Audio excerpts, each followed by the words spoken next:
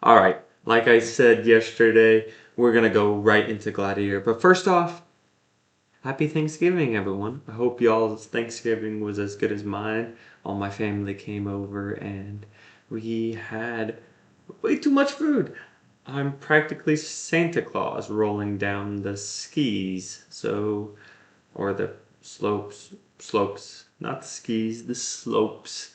But I hope you all had a great Thanksgiving as well. And if you didn't, well, I just wanted to give you specifically um, I wanted to tell you specifically thank you for at least watching my video.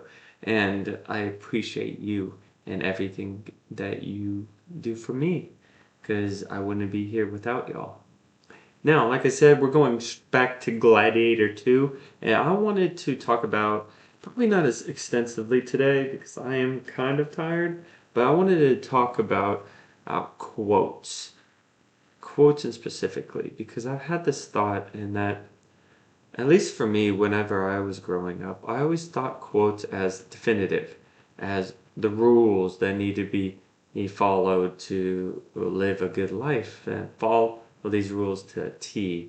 And I mean, impactful, inspirational quotes. That's what I mean. Like something like the Serenity Prayer, right? If you don't know the Serenity Prayer, look that up. It's awesome. But recently, what I'm starting to realize more and more about quotes is they shouldn't be thought of as rules. They should be thought of as tools, because each quote might is not going to be able not the quotes that we have aren't going to be able to be used in every single circumstance that we come across. We'll inevitably find circumstances and situations that we aren't able to use certain quotes, or when certain quotes aren't applicable, or when they're actually harmful for us, or whenever we don't use enough of other quotes that's in tangent with it that can and support the quote. So there's a lot more to taking quotes than people realize, and I think it's very useful to think of them as rules, but more as like tools in your back pocket that you use in certain situations. Now, why I bring this up in terms of Gladiator is we see one of Marcus Aurelius's quotes turned on its head whenever we have, okay, spoilers for Gladiator 2. You good? Alright. So, um, the Marcus Aurelius's quote is turned on its head when Washington's character reveals who he was, as Denzel Washington's character as the once a slave to Marcus Aurelius. I don't know if that's historically accurate. When I looked at, I mean, not Denzel Washington's character, but if Marcus Aurelius had slaves, and the only real historical documents we have of them is that Romans did have slaves, and that in Meditations, Marcus Aurelius said he didn't put his hands on any of the slave girls. So, who I don't know. I haven't done enough research to see if he actually had slaves, but what we can say is that Marcus Aurelius was a human and he had flaws himself. So there's bound to be someone that has maybe not he has wrong, but has it hates him. I mean, that's human beings in general. So, at least for Gladiator 2, Denzel Washington's character, and the writers that he was a slave to Marcus Aurelius. And Denzel Washington's character, I love of this movie because he brings up the quote very early in the movie of I have it here on my phone. The best revenge is to be unlike him who performed the injury. And he talks about this before he even reveals himself. And it's kind of the foreshadowing. But whenever he reveals himself as the slave, it's when he's starting to be unlike Marcus Aurelius, who was honorable, calm, steadfast during the storm. I'm reliable. And Denzel Washington's character has this convoluted and delusional view of how that quote should be. He reads that quote and says, "You know what?" Not he reads probably read at everything from Meditations. Um, Probably not historically accurate.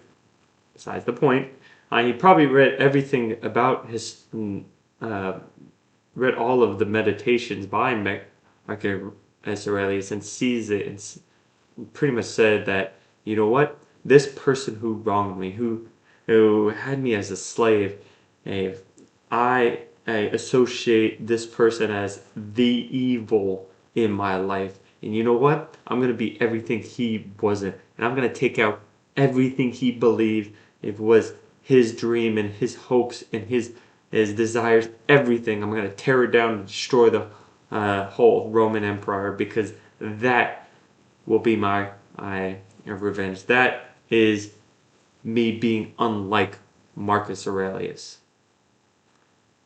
And as you can see, that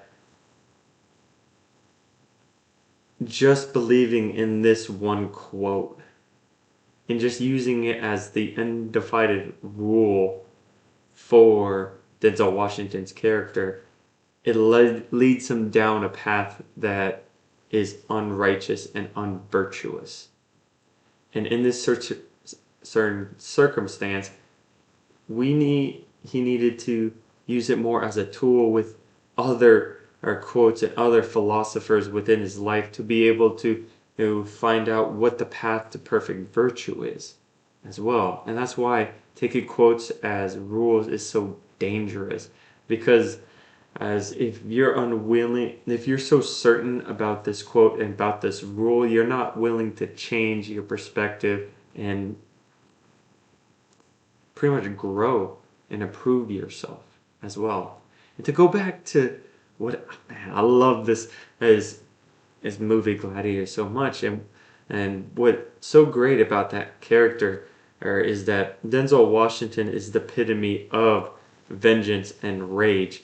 He is the person that the protagonist would have become if Pedro Pascal's character did not show the protagonist what strength and honor in the Roman sense was. And because he did show the protagonist is that he went down a different path. But we can infer that Denzel Washington's character never had that father figure, even if it's not said, or a different role model or someone in his life to deter him from that fact, because instead of deterring away into the Romanesque, he only had this one perspective, only this narrow view of Marcus Aurelius is a slave owner. He owned me.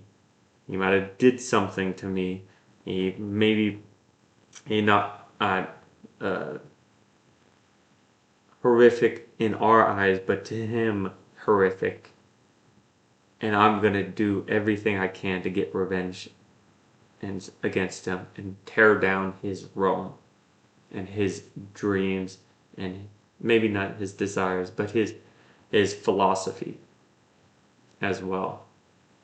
And that's what's so great about Gladiator 2 is it's that contrast between these characters.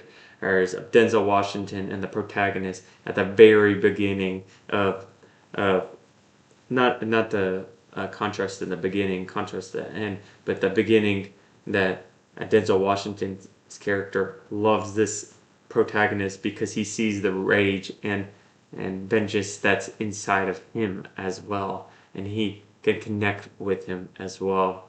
But you see the protagonist grow throughout the film and pretty much as contrast against Denzel Washington's character, and that's when the tension starts happening between them is when and the protagonist starts on this path to virtue because of Pedro Pascal, because he realizes revenge is like this quote was to be unlike him who performed the injury, right?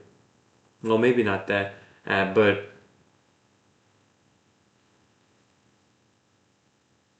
maybe not that. And I think it was more Pedro Pascal showing that he, like I said, was the epitome of what a Roman should be, and shining through to him. That's where the tension is between Denzel Washington and the protagonist, is that the protagonist does start to see what strength is and what honor should be, at least in the sense of Pedro Pascal and the Roman Empire.